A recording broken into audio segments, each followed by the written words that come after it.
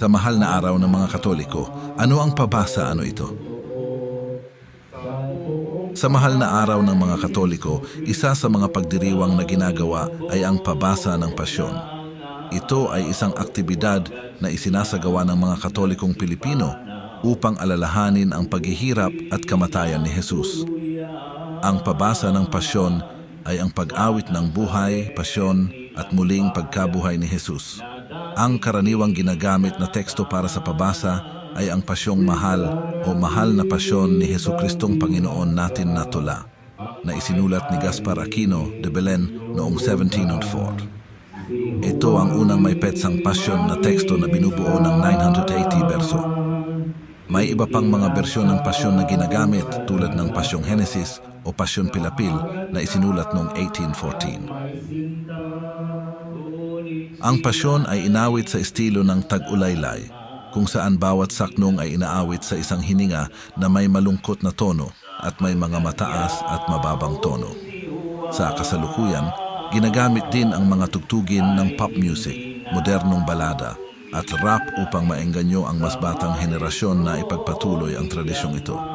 Karaniwang isinasagawa ang pabasa sa isang kapilya, bahay, o kahit sa isang multipurpose hall na pinapalamutian ng isang improvisadong altar at isang imahe ng naghihirap na si Jesus. Karaniwan nang ang mga matatanda sa komunidad ang mga mambabasa na kasali sa pabasa bilang isang panata. Karaniwan nilang hinihikayat ang mga mas bata sa pamilya na sumali sa pag-awit. Ang buong pabasa ay tumatagal ng ilang araw at karaniwang nagtatapos sa Biyernes Santo. Ginagawa ito sa pamamagitan ng patuloy na pag-awit ng pasyon sa mga shift. Bawat shift ay maaaring magkaroon ng hindi bababa sa 10 hanggang 30 mga mambabasa. Dahil sa tagal ng pabasa, mayroon itong malaking gastusin para sa pagkain at upa ng lugar. Sa ilang mga pagkakataon, ginagawa ang isang pinaikling pabasa upang bawasan ang gastusin.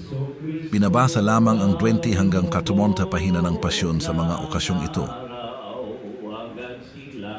Ang pabasa ay isang tradisyong nagmumula sa 18th century na Kristiyanong literatura sa Tagalog. Ito ay mula pa noon ay isinalin sa iba't ibang wika tulad ng Kapampangan, Ilocano, Bicol, Hiligaynon at Cebuano, habang kumalat ang praktika ng pabasa sa iba't ibang mga isla. Ito ang ilang impormasyon tungkol sa pabasa sa mahal na araw ng mga Katoliko.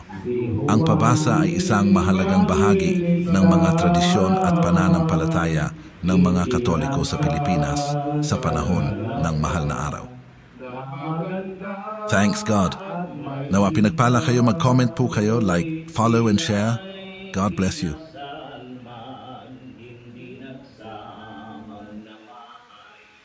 Sapagkat yan